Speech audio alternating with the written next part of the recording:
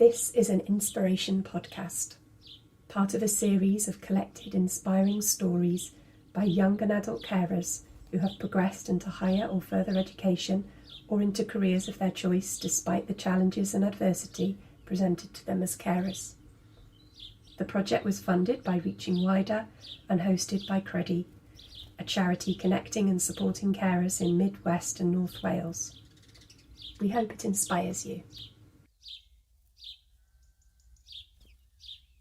Yeah, so basically my caring role was I was looking after my mum who's got mental health issues. So she had bipolar. So whereas mine wasn't so much of doing the physical things for her because she was able to do that, it was more being there on an emotional level and making sure that she was eating, she was paying bills, she was doing all that kind of thing, as well as looking after me. So it was, it was more of an emotional kind of role that I had really.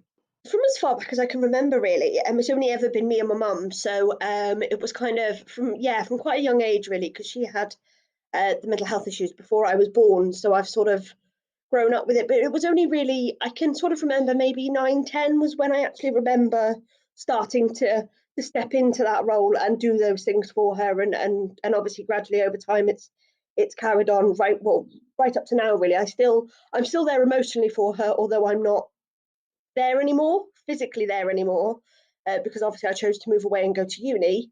I'm still there on an emotional level daily for her. So, I was always worried, sort of what sort of state was mum going to be in? Was I going to be needed, when I was in school, that kind of thing. And then in terms of going to uni, it was like, can I pull myself away from her to go to uni?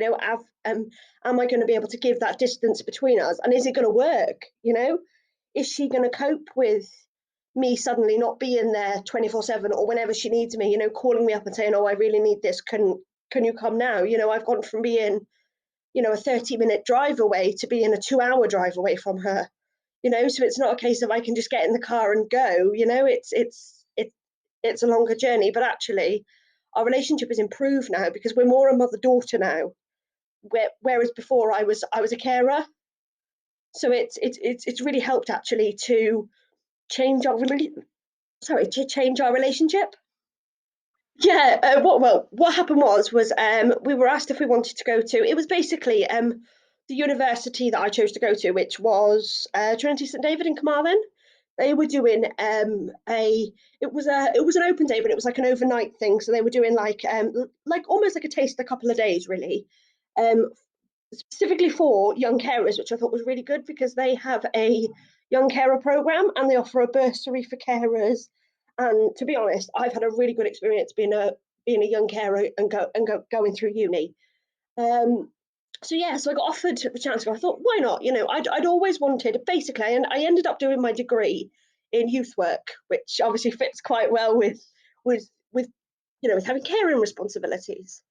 So I decided to go on this 2-day course, although in my head I'd kind of got that I wanted to sort of maybe do an NVQ, so sort of work and train at the same time. So I hadn't really thought about going to uni, but I thought, I'll go see what it's about. I went, and then one of the girls who started talking to us was an ambassador for the uni. And as she started to talk, it became, she kind of identified herself as being a young carer, but not only that, she was also doing the youth work course, which I thought, kind of piqued my interest a bit because it was what I wanted to do. And I chatted with her a bit. And then the day went on, when we all got together the following day. And she turned around to me and she went, right, she goes, I've got you a meeting with one of our lecturers for our course, for the youth work course. And I was like, oh, great, well, at least it will give me a bit of an idea as to what the course is, and whether it's something I'd like to do. So anyway, I went and I met this lecturer. She was lovely, one of the best people I've ever met, fantastic lecturer. Will always praise her because, without her and her team, I would have never got through my degree. So, yeah. And then I kind of came away and I was like, I really want to go to uni. I really want to go and do this course. I really feel it's me, and kind of, but I then sat there and I was thinking, can I leave mum? Can I leave that, responsibility behind? Part of me was going, yes, I can. But then on the other hand, I was going, how's mum going to cope with it? And that was my overriding feeling, you know, how is she going to cope with the fact that, like, I'm no longer going to be right on her doorstep anymore? So I kind of spoke to the lady who took us from the carer service.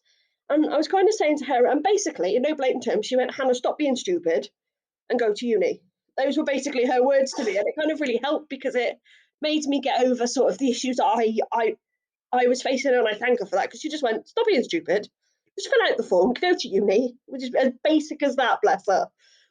So I went home, filled out the form. That was in the June. I got accepted in the August, started in the September. So, but I'm so glad I did it. So, so glad.